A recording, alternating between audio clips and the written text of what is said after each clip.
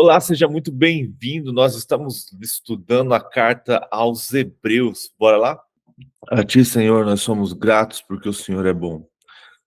Louvado, exaltado, engrandecido seja teu nome, Pai, pelas tuas graças e pela sua misericórdia que se renovou mais uma vez sobre as nossas vidas. Obrigado, Senhor, por tão grande amor. Obrigado por tua fidelidade sobre nós. Obrigado porque o Senhor tem cuidado de nós. Louvado, exaltado e engrandecido seja teu nome, porque tu és santo e o único digno de ser louvado, o único digno de ser adorado, exaltado e engrandecido hoje e sempre. Nós te louvamos, Pai, e nós exaltamos o teu nome. Muito obrigado, Senhor, por cuidar de nós. Espírito Santo, vem nesta manhã ministrar aos nossos corações. Venha usar a tua palavra para falar conosco. Derrama sobre nós entendimento, para que através desse estudo possamos compreender o que o Senhor tem para nós, para que possamos sair daqui cheios da tua palavra, cheios da tua presença, cheios de conhecimento do teu querer, da tua vontade, para a honra e para a glória do teu santo nome, para que o Senhor seja exaltado hoje e sempre, Pai. Espírito Santo, também te peço, derrame sobre nossas vidas os dons que o Senhor tem para nós, para que possamos viver segundo a tua vontade, segundo o teu querer. Dom de sabedoria, conhecimento, profecia, cura, fé, dom de discernimento de espíritos, Pai, como vamos precisar. Espírito Santo, nos capacite com esse discernimento para que possamos ver os falsos profetas, os falsos cristos e não sejamos enganados nesses últimos tempos. E sim estejamos firmados na tua palavra, para a honra e para a glória do teu santo nome. Te peço pela vida de cada um aqui, Pai, que o Senhor venha também derramar as suas bênçãos sobre a vida deles. O Senhor conhece os desejos, o Senhor conhece os nossos sonhos. Que o Senhor venha estar realizando, Pai, segundo a tua vontade e segundo o teu querer. Que o Senhor venha estar derramando das tuas bênçãos sobre a vida deles, para a honra e glória do santo nome, para que o Senhor seja louvado, para que o Senhor seja exaltado, Pai. O Senhor também conhece as lutas, as dores, os problemas, as dificuldades que cada um está passando, Pai. Que o Senhor venha com o teu Espírito derramar bênção, cura, o que for necessário para que essa tribulação, essa dor passe. E principalmente, crescimento na tua presença, para a honra e para a glória do teu santo nome. Te peço também, Senhor, pela nossa nação, que o Senhor venha estar abençoando o Brasil, que o Senhor venha estar derramando da sua graça e da sua bênção sobre esta nação, que o Senhor venha estar despertando a sua igreja, o seu corpo, para que eles possam estar cada vez mais próximos a Ti, que o Senhor venha estar derramando do seu perdão sobre esta nação, uma nação tão profana, iníqua, Pai, idólatra, que o Senhor venha estar despertando o seu povo para ler e estudar a Bíblia e sair deste pecado, Pai, para a honra e glória do teu nome, para que o Senhor seja exaltado nesta nação. Te peço também por Jerusalém, que o Senhor venha trazer paz para aquele lugar, que o Senhor venha trazer paz para todo o Oriente Médio, que o Senhor venha estar movendo no meio daquele povo e eles reconhecendo Jesus como o Messias.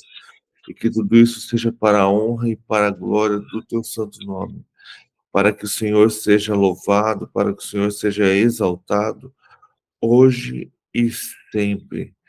Perdoa, Senhor, os nossos pecados e nos ensina a perdoar aquelas pessoas que nos ofendem e que têm pecado contra nós. E tudo isso, Senhor, seja para a glória do teu nome, porque teu é o reino, o poder e a glória para todos sempre. Amém. Amém. Bom dia, Delei.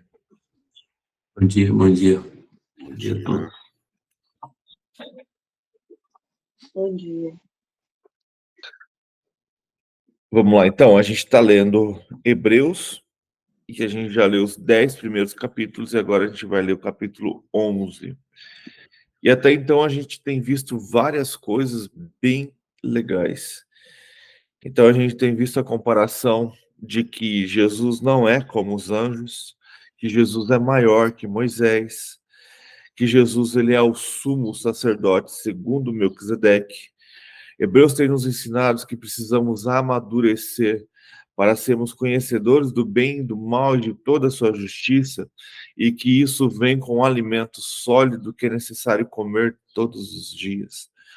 A gente tem visto também o autor de Hebreus exortando a igreja a se posicionar, mostrando que aquele que olhe para trás no arado, esse está decepcionando o Senhor não se agrada dele. E aquele então que cai no meio do caminho ou que se desvia do caminho, esse nós não temos força para trazê-los, e sim é só o Espírito Santo que consegue convencê-los para trazer de volta a eles. Então a nós cabe apenas ao orar, não adianta ficar insistindo. Ele também tem nos ensinado que aquele que permanece no pecado deliberadamente, de propósito, sabendo que está pecando, mesmo conhecendo a palavra, um dia ter sido iluminado pelo Senhor e aceitado o Senhor, esse sofrerá um grande castigo no juízo final. Essa parte que eu costumo dizer que a gente leu semana passada, de Hebreus 10, ela foi bem uma feijoada, né? Porque a gente estava lendo, já não era mais leitinho aqui, estava sendo bem claro que você precisava servir ao Senhor e que a vingança pertence ao Senhor e que o Senhor é justo, mas nós, porém, não somos dos que retrocedem e são destruídos, mas do que creem e são salvos. Então, a palavra está nos dizendo que não podemos retroceder. Não podemos fazer como o povo que estava no Egito, porque ele dá esse exemplo de Números 14, de que o povo desejou voltar para o Egito quando estava no deserto. Isso desagradou tanto ao Senhor que ele desejou eliminar todo aquele povo, abandonar todo aquele povo. Mas então Moisés clama, e Moisés fala que é o que vão falar do Senhor, porque o Senhor tirou eles do Egito e os matou no deserto. Que vão falar do Senhor? Que Deus é esse que faz isso? Então o Senhor fala: por sua causa eu não os matarei, mas eles não entrarão na terra prometida. Então a gente tem aquela visão de que todo aquele povo que saiu do Egito não entrou na terra. E se você lê Josué, você percebe que não é bem assim, que na verdade todos os que murmuraram, todos os que reclamaram, todos os que desejaram voltar, esses não entraram na terra prometida. Porque se você vai em Josué, quando eles estão possuindo a terra, você percebe que tem anciãos que também entram, que tem anciãos ali. Então a gente tem que entender que Deus está virado não é com todo o povo, mas sim com os murmuradores, com aqueles que desejavam voltar, com aqueles que estavam falando mal do Senhor, daqueles que estavam reclamando. Deus se irou deles e nesses 40 anos eles foram morrendo e eles não acessaram a promessa do Senhor. Então vamos lá, a gente vai ver agora sobre exemplos de fé em Hebreus 11. Quem tem costume de estudar sabe que Hebreus 11 fala sobre os heróis da fé. Capítulo 11, então, versículo 1. Ora, a fé é a certeza que esperamos e a prova das coisas que não vemos. Então aqui já mostra o que significa a fé. A fé, então, é a certeza daquilo que esperamos. Então, esperamos a volta do Cristo, esperamos o seu reino. E a prova das coisas que não vemos, a gente não tem isso fisicamente, por isso é fé. Pois foi por meio dela que os antigos receberam bom testemunho. Pela fé, enfrentamos que o universo foi formado. Pela fé, entendemos que o universo foi formado pela graça de Deus, de modo que aquilo que se vê não foi feito do que é visível. Pela fé, Abel ofereceu a Deus um sacrifício superior ao de Caim. Pela fé, ele foi reconhecido como justo quando Deus aprovou suas ofertas, embora esteja morto por meio da fé, ainda fala. Pela fé, Enoque foi arrebatado, de modo que não experimentou a morte, e já não foi encontrado, porque Deus o havia arrebatado. Pois antes de ser arrebatado, recebeu o testemunho do que tinha agradado a Deus. Sem fé, é impossível agradar a Deus. Sem fé, é impossível agradar a Deus. Pois quem dele se aproxima precisa crer que ele existe e que recompensa aquele que o busca. Que interessante, né? Ele vai continuar falando, né? Agora ele vai falar de Noé, por exemplo, mas vamos pausar um pouquinho. Então ele já deu o exemplo da criação, que nós precisamos ter fé para acreditar no Deus único, vivo, que criou tudo essas coisas, a partir de algo invisível e se tornou visível. Então eu costumo dizer que a Terra, ela é um reflexo do céu, porque o Senhor criou primeiro os céus. Se você for lá em Gênesis 1, capítulo 1, versículo 1, tá assim: no princípio criou Deus os céus e a terra. Então houve uma ordem. Deus criou os céus, criou aonde ele moraria, criou a morada dos seus anjos, e então ele criou a terra. Eu costumo dizer que a terra é como se fosse uma província, um anexo do seu reino. Vou expandir o meu reino e colocar o homem para governar neste lugar. Então Deus criou o seu reino, e é muito louco você imaginar Deus como um criador todo soberano entrando dentro da sua criação. É a mesma coisa de uma criança, não comparando Deus com uma criança, mas imagina uma criança fazendo uma estrutura, uma construção de um castelo de areia ou de um brinquedo montável, que ele é muito maior que este brinquedo, ou uma criança brincando de casinha de boneca. Então essa criança ela é muito maior que este brinquedo. Então Deus ele é muito maior do que a sua criação, mas ele se submete e entra dentro da sua própria criação. E aí, quando a gente continua lendo lá Gênesis, a gente precisa aprender a interpretar Gênesis de uma maneira e pensar assim, que quando um hebreu está contando uma história, quando um judeu está contando uma história, se você prestar atenção, ele fala assim, ó, e foi feito desta forma. Então aí ele pegou a madeira, então tipo assim, ele fala, e no princípio Deus criou os céus e a terra. Agora eu vou explicar para você como isso aconteceu. Então, a terra era sem forma e vazia. Havia um abismo e havia trevas nesse abismo e o Espírito Santo pairava sobre as águas. Então, ele está contando desde a criação de todo o universo. Então, ele já não inicia começando criando a terra, e sim ele inicia começando a toda a criação. A terra, se eu não me engano, a terra começa a ser criada a partir do versículo 6 ou 8, alguma coisa assim. Mas ele começa com uma criação de todas as coisas. E ali em Gênesis começa tudo isso. E aí, então, no final, ele finaliza em Gênesis 26 e 27, criando o homem e a mulher. Aí o capítulo 2 de Gênesis, ele vai explicar como essas coisas aconteceram, mais detalhadamente, sobre a criação da terra, e do homem e da mulher. E aí no 3 tem a queda, né? Então, o judeu, isso é a maneira com que o judeu conta as histórias.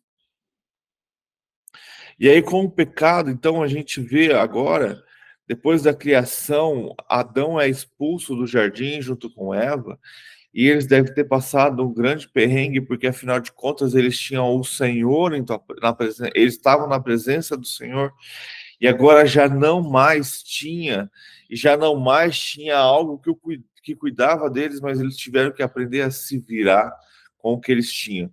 Então, aí eles têm os filhos, né, Caim e Abel, e aí, por algum momento, eles descobrem que era necessário oferecer algo ao Senhor como perdão pelos seus pecados. E então eles resolvem fazer esse sacrifício, e a gente sabe que Abel deu o seu melhor. Ele pegou um novilho, o melhor que ele tinha, e entregou ao Senhor. E Caim, a gente fala que Caim ele era agricultor, então ele cuidava ali da terra, que não era fácil, porque o Senhor é o castigo do Senhor, é a terra ser pesada para o homem. Mas mesmo assim, em vez de ele dar o seu melhor em seu coração, não, ele pegou qualquer coisa e deu como oferta para o Senhor. E então o Senhor recebe a oferta de Abel e não recebe a de Caim. E isso faz com que Caim fique irado, e a gente sabe o resto da história. E assim, até hoje, a fé de Abel, mesmo ele morto, continua sendo demonstrada, né? É impressionante. E aí depois, então, a gente tem Enoque, que foi arrebatado, porque a palavra diz que Enoque andou com o Senhor, né? Ele tinha tanto conhecimento, ele tinha tanta intimidade com Deus, que Deus o arrebatou, que ele foi levado. Deus não permitiu que ele morresse. Então, e olha que ele andou 300 anos na Terra, né? Se não me engano, 330, 350, alguma coisa assim. Enoque foi arrebatado e não se mais ouviu falar dele, né? Mas durante todo esse período é como se ele estivesse andando com Deus. Então, por isso que o livro de Enoque, muitas pessoas não recomendam, porque alguns dizem que ele foi escrito muito depois de toda essa história. Mas se a gente vê aqui, a gente vai em Judas, eles citam o livro de Enoque. Então tem uma parte, o livro de Enoque são 3 partes, se eu não me engano, tem uma parte só que os judeus usavam, que estava dentro da cultura deles, né? Então eles liam esse livro que hoje para nós muitas vezes é proibido de ler, né? Não leia, não faça isso. Eu já vou te falar o contrário, leia maduramente, né? Tenha certeza de que a Bíblia é a palavra viva, mas tem muitas coisas que você pode aprender ali, e tem muitas coisas que você vai perceber e fala, cara, que o cara estava viajando. Mas não fique nessa assim, não vou ler porque é pecado. Não, leia com maturidade. Antes de ler, ore, pede discernimento do Espírito, mas nunca deixe de aprender a história e a cultura das coisas. Então, todos eles foram a base da fé. E esse versículo 6 aqui, ele detona, né? Fala, sem fé é impossível agradar a Deus. E se você parar para pensar, quem derrama fé sobre as nossas vidas é o próprio Espírito Santo. Porque em Coríntios 12 fala que fé é um dom do Espírito. Versículo 7. Então, pela fé, Noé, quando visitado a respeito de coisas que ainda não se viam, movido por santo temor, construiu uma arca para salvar sua família.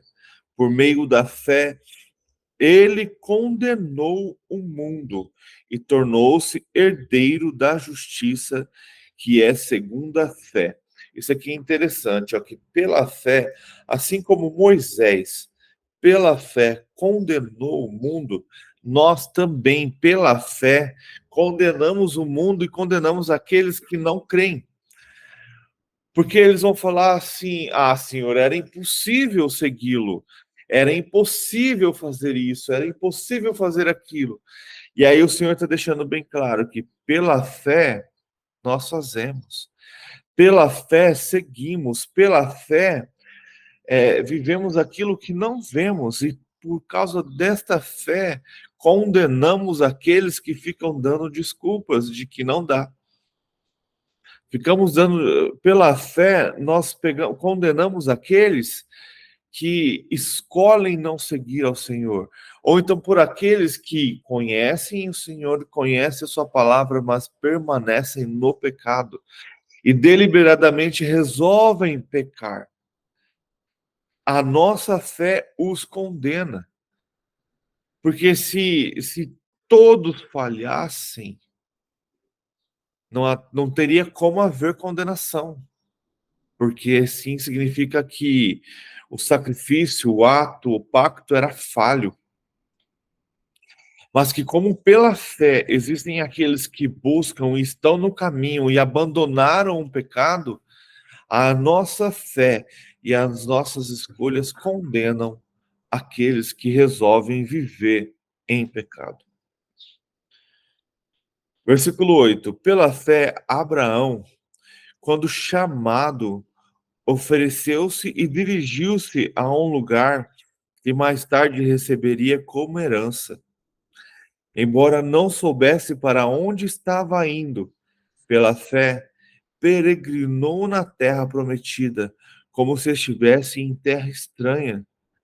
Viveu em tendas, bem como Isaque e Jacó, co-herdeiros da mesma promessa, pois eles esperavam a cidade que tem alicerce, cujo arquiteto e edificador é Deus. Muitos teólogos e historiadores contam que o fato de Abraão viver em tendas é que em algum momento de sua história com o Senhor, ele deslumbrou a cidade celestial. Em algum momento da sua vida, da sua jornada com Deus, ele viu a cidade celeste. E o autor de Hebreus fala que eles viviam em tendas, viviam mudando de lugar, porque eles esperavam a cidade que tem alicerce, cujo arquiteto é o edificador. Então, qual que é a cidade que Deus edificou? A cidade celestial, aonde ele habita, aonde ele mora, e aonde a cidade a qual vai descer e habitar entre nós. E aqueles que reinam com o Senhor, que têm fé e não desistiram, que vão permanecer até o fim, esses terão a possibilidade de morar nessa cidade também, junto com o Senhor. Faz parte do reino e do seu galardão.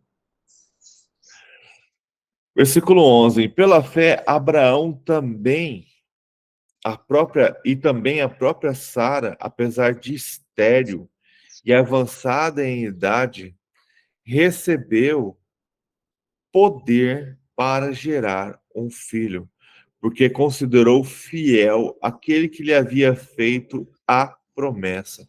Olha que interessante. Sara, ela recebeu então poder para gerar um filho.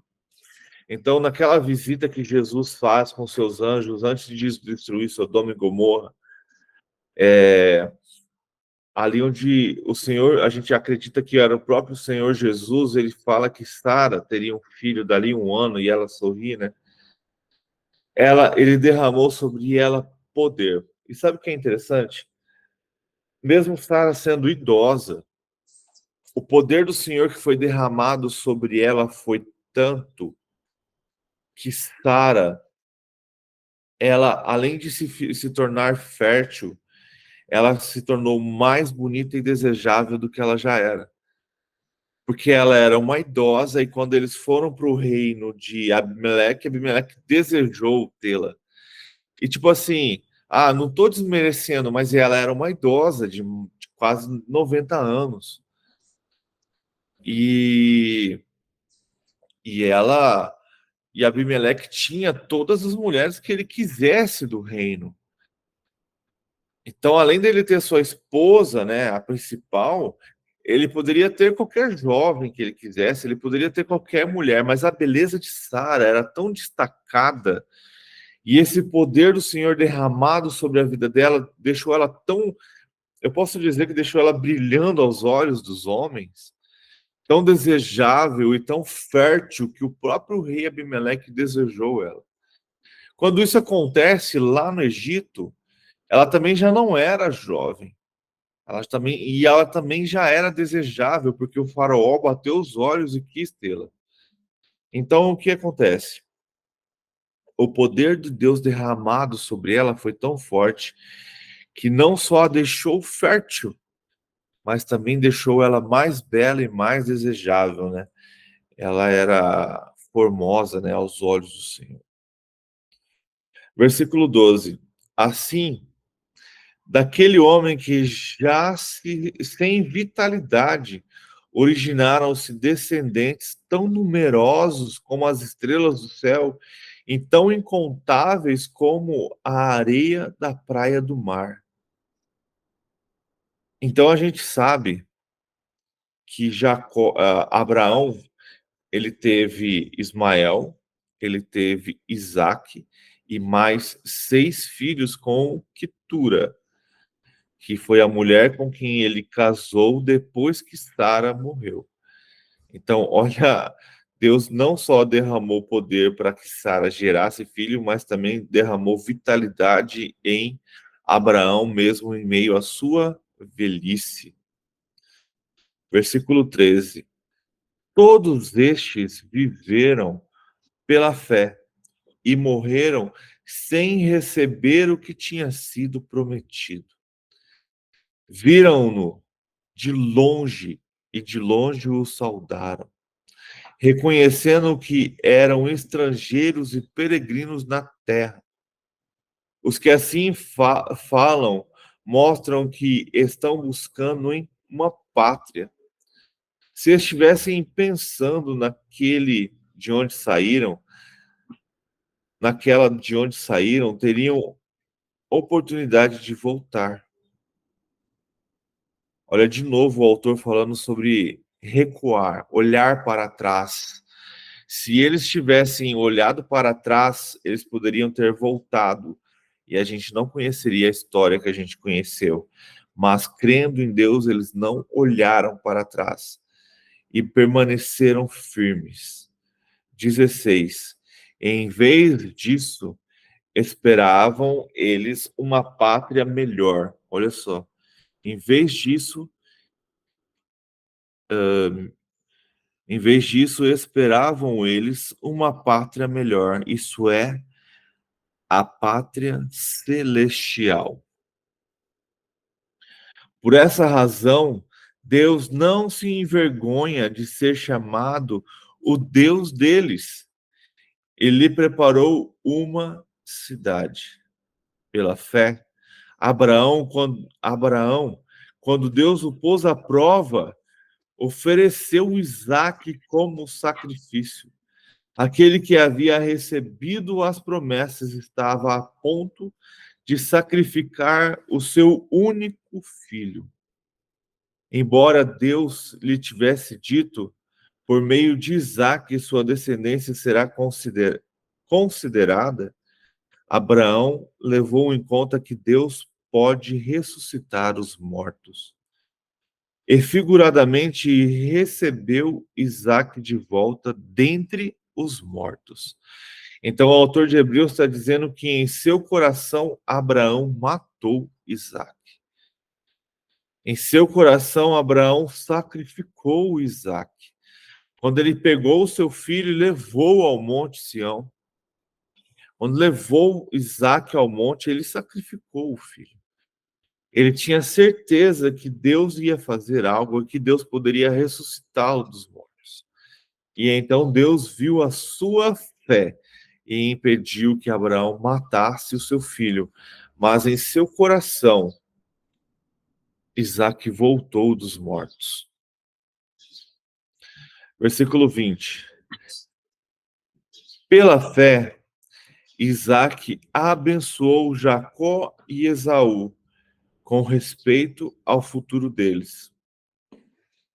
Pela fé, Jacó, à beira da morte, abençoou cada um dos filhos de José e adorou a Deus, apoiando na extremidade de seu bordão.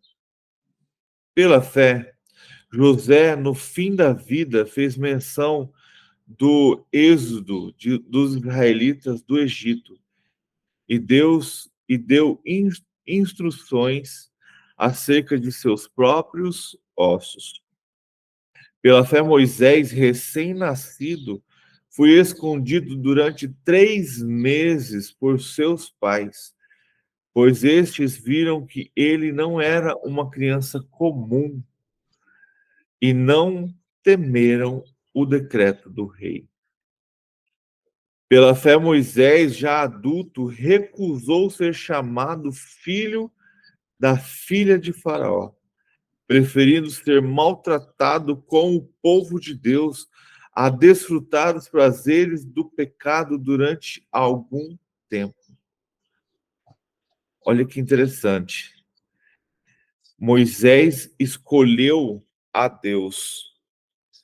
Ele escolheu a Deus do que escolher desfrutar os prazeres do pecado durante algum tempo.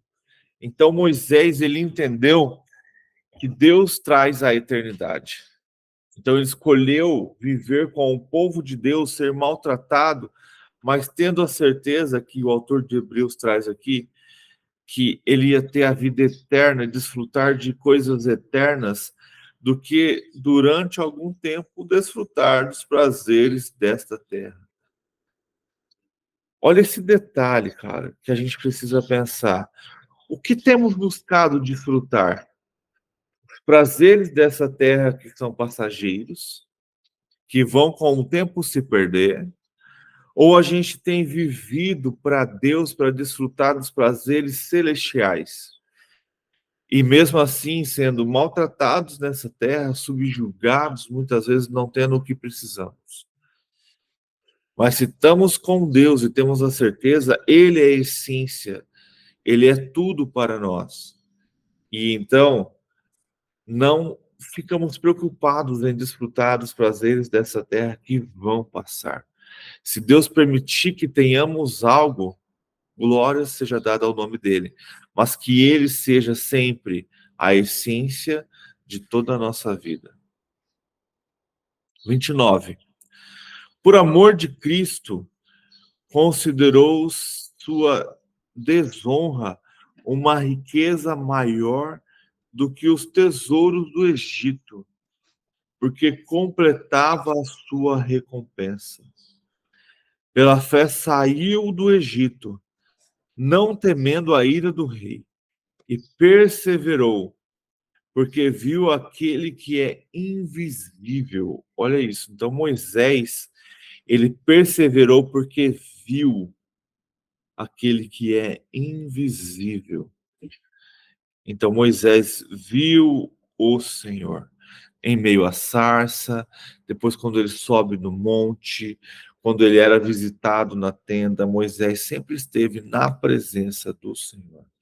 28. Pela fé celebrou a Páscoa e fez a aspersão do sangue, para que o destruidor não tocasse nos filhos mais velhos dos israelitas. Então, com o sangue do cordeiro passado nos umbrais das portas, purificou e salvou o povo. Olha a sombra do que viria, que era o próprio Cristo. Pela fé, o povo, 29, pela fé, o povo atravessou o Mar Vermelho em terra seca. Mas quando os egípcios tentaram fazê-lo, morreram afogados. Pela fé, caíram os muros de Jericó, depois de serem rodeados durante 7 dias. Pela fé, a prostituta Raabe, por ter acolhido os espiões, não foi morta com os que haviam sido desobedientes, Que mais direi? Não, vamos parar aqui. Olha o quanto Deus é cuidadoso. A fé de Raabe foi tão grande, mesmo ela sendo cananeia, não sendo hebreia, não teve no vindo daquele povo, mas de ouvir falar, porque o povo de Jericó já tinha ouvido falar desse povo hebreu que atravessou o Mar Vermelho a pé seco. O povo de Jericó já tinha ouvido falar desse povo hebreu, porque antes deles conquistarem Jericó, lembra que eles já tinham conquistado toda uma terra de 2 reis do outro lado do Jordão, onde fica a tribo de Manassés e a outra tribo agora não me vem na memória. Então, o povo de Jericó já estava conhecendo a história do povo hebreu de ouvir falar que eles adoravam um Deus invisível e que esse Deus os ajudou a fugir do Egito, atravessar o Mar Vermelho, que existe uma coluna de nuvem e de fogo que os protege e que de novo atravessaram o Jordão a pé seco. Então Raabe, ao ouvir essas histórias, ela acreditou no Deus vivo. Ela creu no Deus vivo e mesmo sendo prostituta, ela acolheu os espiões e quando Israel, os hebreus invadiram Jericó, ela e sua família não foi morta. Mas você sabe o que é o mais impressionante de tudo isso? Que ela se casa com um descendente da tribo de Judá. E o nome dela é colocado como descendência de Cristo. São apenas 2 mulheres que são citadas. Na verdade, 3 por causa de Maria. Mas aí era a sua própria mãe. Mas 2 mulheres apenas são citadas. Ruth e Raabe. Descendentes. Jesus é descendente de uma prostituta. E se você voltar a história um pouco mais, olha como que Deus faz as coisas sem se preocupar com a história. Judá perde todos os filhos, ao ponto de a sua nora mentir para ter relação com ele, para ela ter descendência. Está lá em Gênesis. E é da tribo de Judá que vem o Cristo. É da tribo de Judá que vem Davi, Salomão. Mas lembra-se que Cristo não é filho de José, mas ele é filho de Maria. José foi seu padrasto, foi quem cuidou, quem ensinou muitas coisas para ele. Mas a gente muitas vezes a gente fica se questionando se desde que nascemos pecadores, porque nascemos do pecado. Por que Jesus não nasceu pecador? Porque ele não nasceu do pecado. Ele não foi concebido como naturalmente através de uma relação sexual entre um homem e uma mulher. Ele foi concebido pelo milagre do Espírito Santo. E aí até que Jesus nascesse, isso é uma certeza de que José respeitou Maria e não teve nenhum contato com ela durante esse período. E aí, então a gente tem essa história de Cristo então sendo santo porque nasceu de uma mulher. E aí a gente tem na história então Raabe colocada como a gente está vendo sobre os heróis da fé e Raabe é colocado como uma heroína da fé. A fé dela salvou a ela, a sua família, e a fé dela fez ela fazer parte da descendência de Cristo. Olha isso, que incrível. E interessante que ela só ouviu falar, né, Éder? Ela não conhecia a palavra ali do Antigo Testamento ali, como as coisas, porque era difícil para todo mundo, e ela teve uma fé monstruosa mesmo, foi muito. Você vê que era para ser, né? E tem Separar. muitos lá que já estava vivendo na presença do Deus deles e estava querendo voltar para o Egito. Não acreditava, sei lá, não buscava. E se a gente parar para pensar, a fé dela foi maior que a de muitos hebreus que saíram do Egito, que viu a Deus, que conhecia a história, que viu o mar se abrir. Tipo, ela não viu essas coisas, ela só ouviu. Ela só ouviu falar. O povo viu as coisas que aconteceram no Egito, os 10 sinais. O povo viu a coluna de fogo. O povo viu o mar se abrindo. O povo viu Deus tirar água de uma rocha, transformar água amarga em água doce. Cara, o povo hebreu viu tantos milagres. E poucos. Se você colocar aqui, só Moisés foi colocado na história.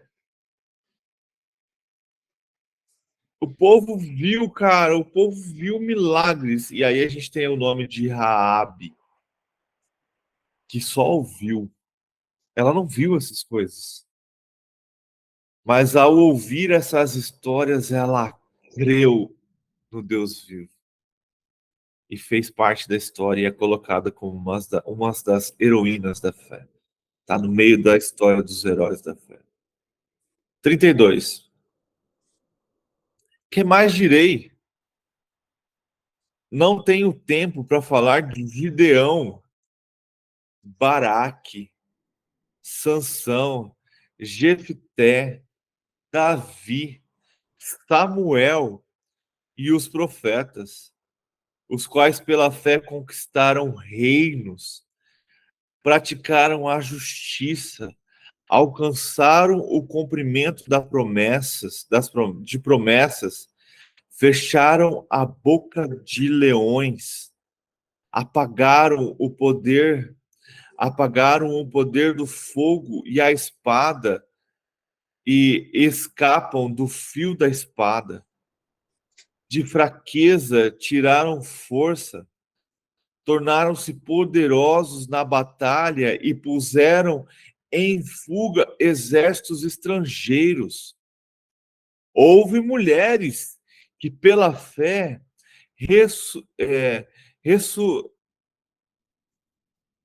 que pela ressurreição tiveram de volta os seus mortos. Uns foram torturados e recusaram ser libertos para poderem alcançar uma ressurreição superior. Outros enfrentaram zombarias, açoites. Outros ainda foram acorrentados e colocados na prisão, apedrejados, cerrados ao meio, postos à prova, mortos ao fio da espada, andaram errantes, vestidos de peles de ovelha e de cabras, necessitados, afligidos e maltratados. O mundo não era digno deles. Vagaram pelos desertos e montes, pelas cavernas e grutas. Todos estes receberam bom testemunho por meio da fé. No entanto, nenhum deles recebeu o que havia sido prometido. Deus havia planejado algo melhor para nós, para que conosco fossem eles aperfeiçoados.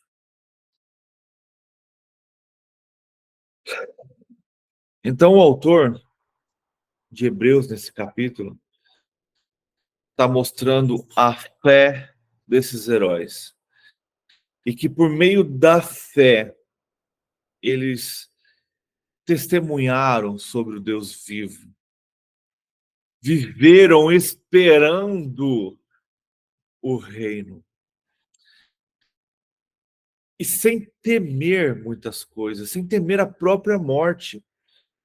A gente vê heróis aqui, como ele citou, e quando você começa a ouvir, você começa a identificar essas pessoas.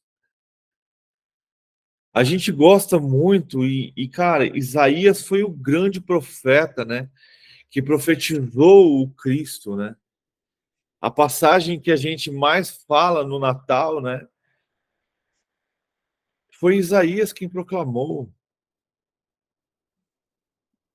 E Isaías foi cortado ao meio. Foi um profeta que foi cortado ao meio. Então a gente fica assim, o que estamos fazendo pelo Senhor? Qual é o tamanho da nossa fé? Lembrando que a maioria dessas pessoas que a gente cita aqui, e a gente imagina quando está lendo, porque já não tem mais nome, porque o autor de Hebreus, ele deixa bem claro que se ele continuasse, talvez ele teria um livro imenso para relatar todos os heróis da fé. Mas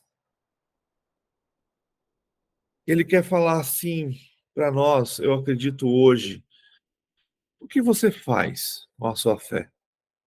Qual é o tamanho da sua fé? Para a gente refletir, entregaríamos a nossa própria vida a Cristo, por Cristo?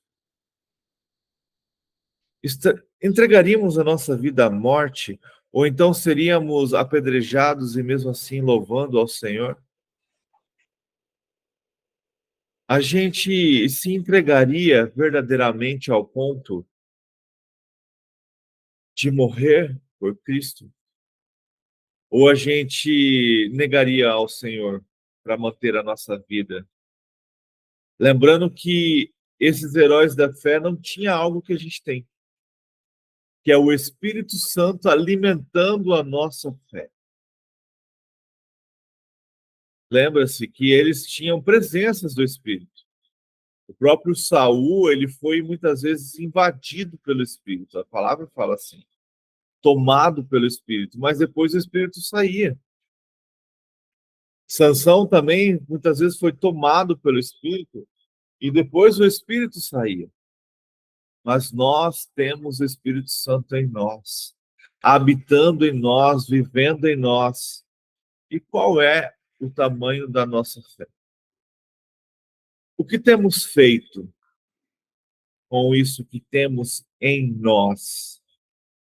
Nós verdadeiramente nos entregamos ao Senhor ao ponto de alguém falar assim à nossa morte, se a gente chegar ao ponto dela, alguém falar, cara, o mundo não era digno dele.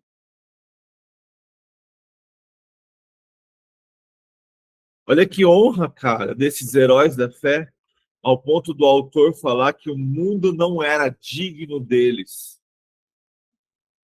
Porque eles creram no Deus vivo, proclamaram o Deus vivo.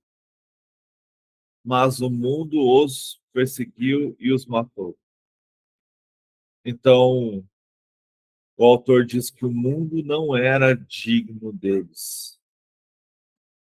E mesmo tendo toda essa fé, sendo heróis, eles não receberam o que havia sido prometido. Eles não viram em vida o que tinha sido prometido e mesmo assim mantiveram a sua fé. Creram até o fim. E por Cristo Jesus, eu acredito dessa forma, todos vamos receber juntos aquilo que foi prometido para Adão, para Abraão, para Moisés, para Jacó, para Josué, para todos os heróis da fé que viram o reino. Mas eles não habitaram, não chegaram lá. Existem algumas linhas teológicas que vão falar que eles já estão lá no céu, habitando com o Senhor. Eu não creio nisso. Eu acredito que, como o Senhor é justo e amável, Ele vai dar esse presente a todos ao mesmo tempo. Porque a palavra fala, Paulo fala que os mortos em Cristo ressuscitarão. E então nós que ainda estamos vivos, juntos, seremos arrebatados ao encontro do Senhor nas nuvens. E só então reinaremos com Ele. E na verdade, só no final de tudo, no final ali do Apocalipse, quando fala que então a cidade celeste vem como uma noiva e o Senhor habitará em meio a nós. E então eles verão e habitarão na cidade celestial. Eu creio dessa forma. Não, nada contra, existem outros tipos de crença. Existem outras linhas que acreditam também que o céu já está sendo habitado, que existem pessoas nos céus habitando. Eu vejo todos nós recebendo a herança que nos é dada e prometida de uma vez só. E é isso. Se alguém tem algum comentário, alguma pergunta, eu vou ali fechar a porta que começou a chover dentro de casa. Peraí.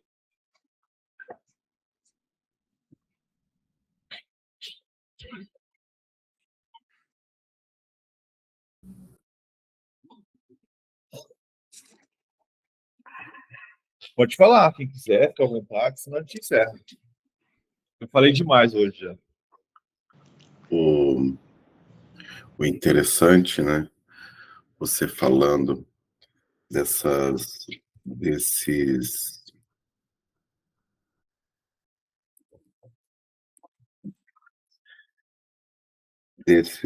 vamos dizer assim, heróis da fé, o que nós, vamos dizer assim, estamos fazendo, né?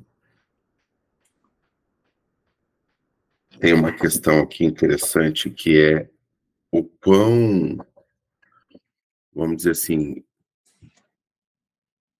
o quão rápido, se é essa palavra, ou quão prontamente você está fazendo. Porque se você olhar aqui, a maioria deles, quando eles sentiram o chamado, ou quando eles foram chamados, prontamente eles o fizeram, aquilo que era para fazer, né? Abraão saiu da sua terra, da terra dos seus parentes, da parentela, e foi para onde Deus o guiou, vamos dizer assim, ordenou. Abraão ofereceu seu filho Isaque prontamente. Isaque se deixou amarrar. Isaac era um menino. Ele, né, é um jovem, uma criança, mas mas ele se deixou amarrar. É o que está escrito, não é?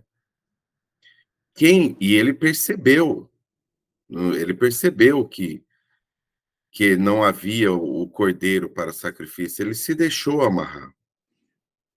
Então, ele prontamente, também acreditando na promessa de seu pai, ele se deixou.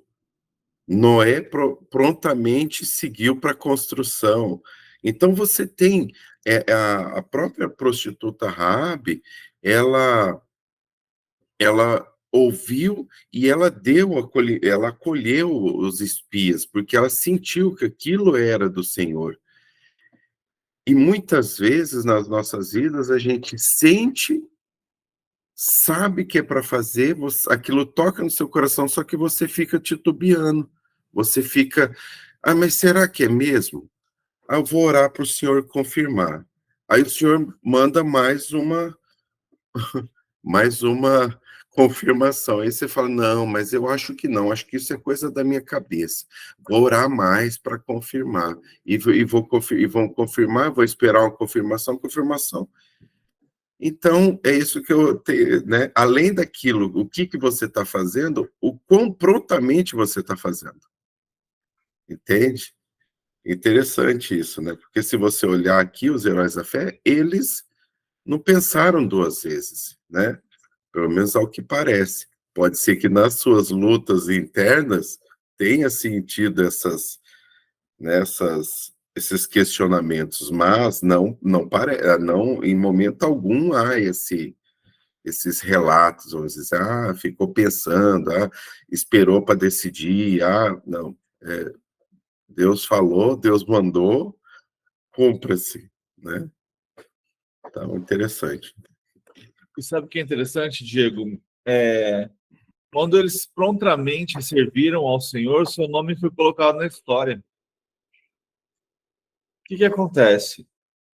Não que isso seja tal, mas paramos para pensar. Quantas vezes Deus pede para a gente fazer coisas simples e a gente faz como o Diego falou? Será que é? Vou esperar mais um sinal, vou esperar mais isso, vou esperar mais aquilo, e fica enrolando para fazer a vontade do Senhor. Sabe o que Deus faz? Levanta outro. Porque Deus tem pressa, velho. Tem coisa que precisa ser feito logo. E Ele te dá essa oportunidade de você colocar o seu nome na história da vida de alguma outra pessoa. E você fica protelando, fica enrolando. E aí, quando você resolve tomar atitude, o que precisava ser feito já foi feito por outra pessoa. Deus já levantou outro, porque você perdeu a oportunidade. Você ficou escolhendo não fazer. Não, vou me segurar. Não, será que é mesmo? Será que é mesmo? E quando você estava falando de Isaac já era um jovem, cara, capaz de correr, e se duvidar, até se fosse os jovens de hoje, colocar Abraão para ser sacrificado, entendeu? Não era, a gente tem uma visão muito distorcida, muitas vezes só por ler, né? E pelas imagens que a gente vê também, porque lendo a gente não fala a idade de Isaac. Aqui, Mas, deixa eu falar uma coisa. O que eu penso, né? Acho que a confiança de Isaac no próprio pai era tão grande que ele devia ter pensado assim: ele sabe o que ele está fazendo. Eu confio. Ele tem certeza do que ele está fazendo. Não é? Eu penso assim, né? Não sei. O pai já foi ensinando e treinando no caminho, né? é que a fé é para você entender, às vezes, que a fé de Isaac era a mesma de Abraão. Abraão tinha ensinado isso para o filho. Então, o filho, mesmo sendo jovem já ali, eu acredito que Isaac tinha já perto dos seus 20 anos. Ele se permitiu se amarrar, ele se permitiu ser sacrifício. Por amor a Deus e por amor ao seu pai. E aí, então, se a gente parar para pensar, Isaac, ele é uma sombra do que Jesus fez. Eu também, assim, entendo que ele teve a fé de acreditar na palavra do pai dele, porque quando ele perguntou, cadê o cordeiro? Aí o pai dele falou, Deus proverá. Então ele confiou naquela palavra. Falou, bom, se meu pai está falando, vai prover mesmo. E ele Atitude de fé. Ele confiou desde o início, porque quando Abraão manda os seus servos ficarem, ele fala, vocês esperam aqui que nós vamos ali, voltaremos. Não é voltarei, eu vou lá e voltaremos, ou seja, os dois voltarão. Ali ele já tinha fé que aquilo aconteceria, né? E que seria daquele jeito, assim, que Deus iria prover o cordeiro. Poder da palavra, né? Teve a fé dele ali. A pronúncia dele foi bem correta. O poder da fé e da palavra que ele disse ali. Voltaremos. Agora, isso que o Éder falou, ontem na EBD, até veio um pastor de fora e ele trouxe a mensagem, a reflexão. Não vou lembrar agora qual é o livro e não anotei, mas o que importa é a mensagem. Ele falando da igreja, né? Que a igreja é um projeto de Deus, é ele que ele que orquestra o crescimento da igreja. O homem pode planejar, pode fazer tudo, mas é ele. Se ele não tiver, vamos dizer assim, nesse projeto, ou o projeto for dele, não adianta. E tem uma passagem que fala assim, falando disso daí, né? Falando, estique as suas tendas, né? Puxe as suas cordas e estabiliza e coloque estacas, né? E ali fala um monte de verbo imperativo. E aí tem um que fala assim, não o impeçais. E esse não o impeçais, o pastor ele não falou de propósito. Ele falou, esse eu não vou falar sobre isso. Vou falar sobre todos esses outros verbos imperativos. E aí o pessoal, no final, falou, olha, mas agora a gente quer saber o que é não impeçais. Aí ele falou, porque assim, a gente tem o poder de impedir o poder de Deus, você pode recusar, mas Deus ele vai levantar e ele vai fazer da forma dele. É por isso que não impeçais. Você pode até não querer, eu não vou fazer isso aqui, eu não vou me doar para isso. Eu não, é muito cansativo, eu não quero, eu não vou trabalhar com casais, eu não vou trabalhar com crianças, eu não vou trabalhar no ministério, eu não vou participar não vou me envolver com célula, não vou ter que levar estudo. Você, de uma certa forma, você pode definir por você, mas o Senhor, ele vai seguir com o seu caminho e vai levantar outros e vai fazer com que o seu propósito seja alcançado. Agora, se você não quiser participar, aí é uma decisão sua. O Senhor vai levantar quem tiver que levantar e da forma. E se não for naquela localidade, ele vai fazer de outra forma e vai se cumprir o propósito. Então, por isso que eu fiquei pensando, falei, o não impeçais é porque não adianta. Não adianta você não querer, então o projeto de Deus não vai acontecer. Não vai acontecer. Só que vai acontecer sem você, né? Vou falar também sobre o que o Vanderlei falou sobre o peso, o poder, peso da palavra, né? A palavra do Senhor, ela é poderosa. E a palavra, aí eu trago uma reflexão para nossas vidas e a nossa palavra. A nossa palavra, ela tem peso, porque muitas vezes você diz alguma coisa e lá na frente precisa sustentar e, e fraqueja e falha, né? Eu penso assim que, como servos, a nossa palavra, ela tem que valer, ela tem que ter o seu valor, né? Tantas vezes eu já me deparei com pessoas que foram assertivas e falaram assim, não, nós vamos fazer isso, sim. Eu vou fazer isso, eu vou cumprir essa meta, eu vou cumprir essa etapa.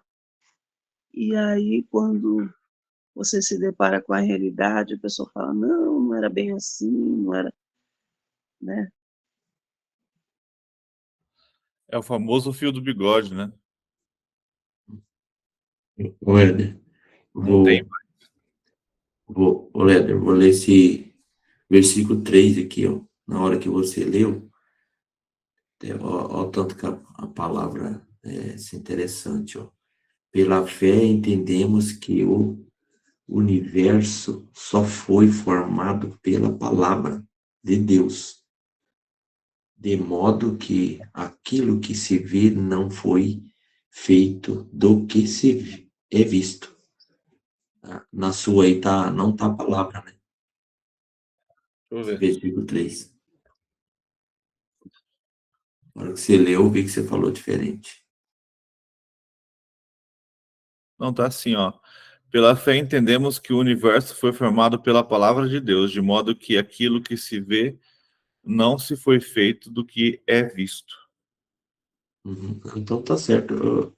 Para mim, que você não falou palavra, você falou outra coisa que é bem significado também. É um Mas sinônimo. mas é Hã? interessante porque Deus só falou, É, haja luz, você viu tanto haja que. luminares, haja. Aí Deus fala assim, Deus não veio na terra e criou os seres, ele falou, terra, Uhum. crie você agora os seres viventes, os seres que vão viver na terra, crie as vegetações, terra, crie agora as árvores e seus vegetais. falou, mar, crie seus seres viventes, segundo as suas espécies. Ar, crie seus seres viventes, pássaros, segundo as suas espécies. Então, Deus foi falando para que a terra fizesse. Então, Deus foi falando e a própria terra foi formando, foi criando as coisas que Deus foi mandando ela fazer. Esse E aí, então, versículo gente. e aí, quando veio para criar o homem, Deus fala, não, agora, para tudo, façamos nós. Ele é a nossa imagem e semelhança. Então, Deus cria o homem à sua imagem e semelhança e ele sopra o seu espírito para dentro do homem. Olha que maravilhoso. É que a gente não presta muita atenção. Isso que a gente pode dizer que a gente tem hoje, que é o espírito habitando em nós, ele já habitava em nós. Porque o Senhor, quando sopra o fôlego de vida em Adão, ele sopra o seu espírito dentro de Adão. Só que quando Adão come do fruto, isso é rompido. É isso que se perde. É essa morte que Adão tem. Há uma separação ali, né? É essa separação. Ele perde o contato com esse espírito que é soprado dentro dele. Por isso que é o fôlego de vida. O Senhor é o nosso fôlego de vida. Aquele que dá. Eu não sei se algum de vocês assistem The Chosen. Não sei se vocês perceberam nas orações que eles fazem quando eles vão dormir, quando eles acordam. Quando ele vai dormir, ele fala, Senhor, guarde o meu espírito e a minha alma. E quando ele acorda, ele agradece porque o Senhor devolveu o seu espírito e a sua alma. Porque sem esses dois você não vive. E aí muita gente tem matado o espírito, tem colocado de lado. Não quero viver do meu jeito, quero fazer o que for preciso ser feito para eu ser feliz. Só que a gente leu aqui, é buscar a felicidade que vai perder, que dura pouco tempo. O pecado, cara, ele é um prazer tão instantâneo, ele é muito gostoso, um prazer saboroso, mas ele é tão rápido e as consequências dele demoram tanto para ser eliminadas de você. Por isso que o Senhor fala que não vale a pena.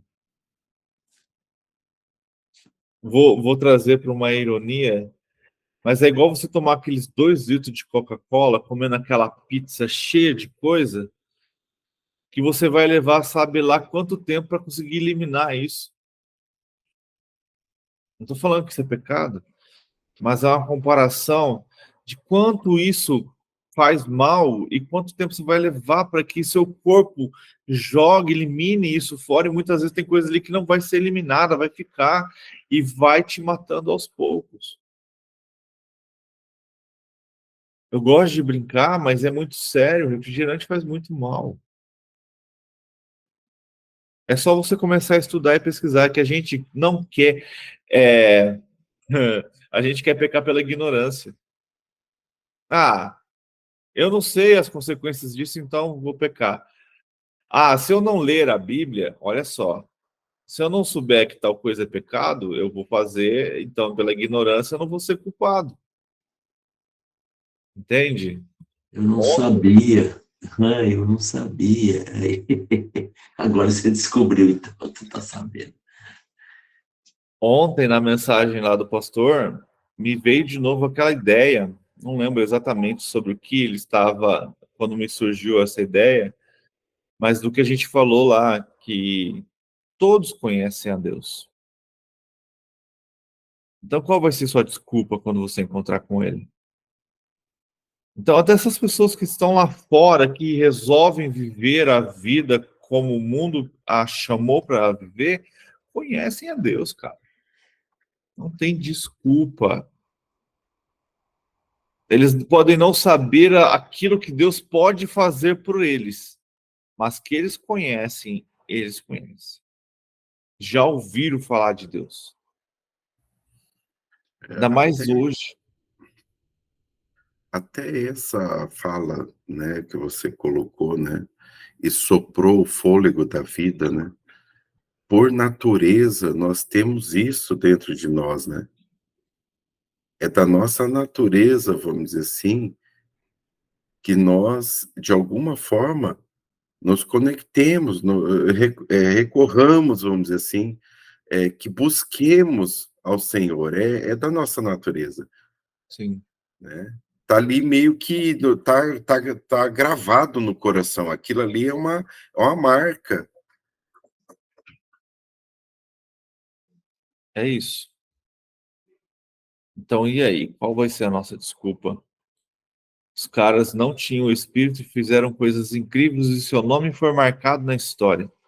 Ah, Éder, mas você está falando desse. Não, vamos lá. A gente tem Billy Graham, Charles Spurgeon, John Wesley, próprio João Calvino, o próprio Armínio, o próprio Lutero. Deus abençoe, Rose. São pessoas, cara, que marcaram seu nome na história porque fizeram coisas incríveis. A fé deles levou eles a isso. Tem uma igreja, agora a Rose saiu, ela sabe um pouco mais sobre isso também. Tem uma igreja na Inglaterra, na Inglaterra, na Europa, não vou lembrar agora, nem a cidade, mas eles fizeram um movimento que foi o que fez John Wesley ser quem ele foi, um grande pregador. E essa cidade, ela orou por 100 anos, sem parar. Sem parar. Oraram por 100 anos. Fizeram uma corrente. E essa oração, quando o Diego estava falando que a igreja é o que Deus quer que ela seja, mas vai depender muito também, Diego, de como a igreja quer ser. Como que uma igreja quer crescer se ela não ora e não busca por isso? Na verdade, o que a gente precisa entender é assim: você tem a igreja e você tem que ter a visão da igreja. O que você, na verdade, não é o que você quer, é aquilo que a gente fala que o seu desejo, a sua vontade tem que estar alinhada a sua vontade está alinhada com a vontade do Pai. É aquilo que o Senhor quer para a igreja, entende? Porque se você quiser ficar só parado e não for aquela vontade do Senhor, de que sua igreja fique daquele tamanho ou só alcance aquelas pessoas, o Senhor fará com que as coisas aconteçam. Mas o dirigente e toda a comunidade, todos os irmãos da igreja, eles precisam sim sonhar um sonho que seja alinhado com o que o Senhor quer para aquela localidade, para aquela igreja, entende? Porque também se não tiver a vontade de Deus ali, não adianta. Você pode fazer: "Ah, eu vou crescer essa igreja, eu vou fazer", mas se não é aquilo, Deus tá tá mandando sinais claros que é para você fazer: "Olha, não é assim". Ao invés de você crescer a localidade, vai abrir missões, vai abrir, filhas, igrejas filhas, sabe? Vai acabar sendo sinagoga de Satanás, Então onde Deus não está dentro. tem que estar alinhado o propósito humano com o propósito divino. Tem que estar alinhado. A igreja que eu estava falando são os moravianos. Procura a história depois. 100 anos orando sem cessar. E às vezes a gente quer que uma igreja cresça se os próprios membros não oram por isso. Os próprios membros não buscam por isso. Tá bom como está. Então, aquela história do cara lá do órgão e da bateria que ele sacrificou, sobre sacrifício, foi muito boa, cara. É você sacrificar os seus desejos. A igreja queria comprar instrumentos musicais, não, imagina isso há alguns anos atrás, há algumas décadas atrás, né? E eles tinham um órgão de pedal ainda, para quem conhece. E o cara que deu, a família dele que tinha dado, falou: olha, eu voto para que isso fique assim, porque já está tão lindo, a igreja toda aceita, mas aí na hora de votar ele foi vencido. E aí ele se levanta para falar de novo e todo mundo acha que ele vai pedir para sair da igreja e tal. Ele fala assim, olha, como a igreja voltou e todo mundo deseja os instrumentos, eu vou ser o primeiro a dar minha oferta para comprar os instrumentos. Ele sacrificou o seu próprio desejo pelo que a igreja estava vendo, pelo que a igreja estava se movendo. E aí, quando ele conta a história do soldado Ryan, cara, e aquela frase, faça valer a pena. Cara, aquilo me tocou muito. A gente tem feito o sacrifício de Jesus valer a pena? Quando a gente encontrar com Jesus, ele vai falar, cara, valeu a pena ter morrido por você? Valeu a pena ter me entregado por você porque você fez o que precisava ser feito? Porque você realmente se entregou? Você foi uma pessoa que serviu ao Senhor? Ou ele vai falar, afasta-se de mim porque eu não te conheço? A gente precisa fazer tudo que Cristo fez por nós valer a pena. Tem que valer a pena. Fechou, gente? São 6:30 já.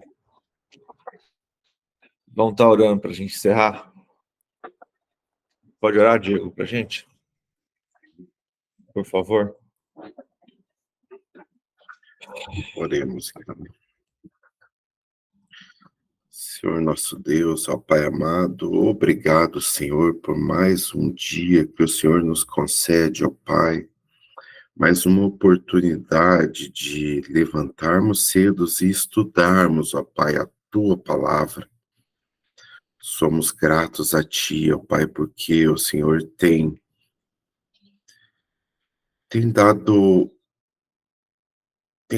todas as condições, ó Pai, para que nós possamos sempre estar estudando e buscando a Ti, ó Pai, através das Tuas Escrituras, ó Pai. Pedimos, ó Pai, que o Senhor, com seu Santo Espírito, derrame, ó Pai, todos os dons de sabedoria, ó Pai, de discernimento de espírito, de ensino, ó Pai. Todos aqueles dons, ó Pai, que o Senhor sabe quais são e para quem são, ó Pai. Que nós possamos, com os dons derramados, ó Pai, sermos também luz aqui neste mundo, ó Pai, para aqueles que estão perdidos e que precisam escutar da Tua palavra, que precisam conhecer, ó Pai. Que possamos também, ó Pai, demonstrar e influenciar pessoas através do Teu grande amor, influenciar os nossos parentes, aqueles que precisam, ó Pai, e buscam por algo que eles não encontrarão aqui neste mundo, ó Pai. Somente o Senhor é capaz de completar a vida deles. Dê esta sabedoria, ó Pai, para nós, para que possamos alcançá-los, ó Pai. Esteja conosco, ó Pai. Esteja conosco em nossas vidas, em todo e qualquer negócio que formos fazer, nos nossos trabalhos, nas nossas decisões, que sejam decisões de acordo com a Tua vontade, ó Pai. Opere em nossos corações, esteja sempre conosco, ó Pai. Não permita que nos desviemos por um segundo qualquer, ó Pai. Ser conosco no dia de hoje, na semana, ó Pai, somos gratos a Ti. Esta é a oração que nós fazemos. Oramos e agradecemos. Em nome do Seu Filho amado, Jesus Cristo. Amém. E assim a gente finaliza mais uma leitura, que Deus possa estar realmente ministrando ao seu coração e que você possa ter cada dia mais o desejo de conhecer a palavra do Senhor.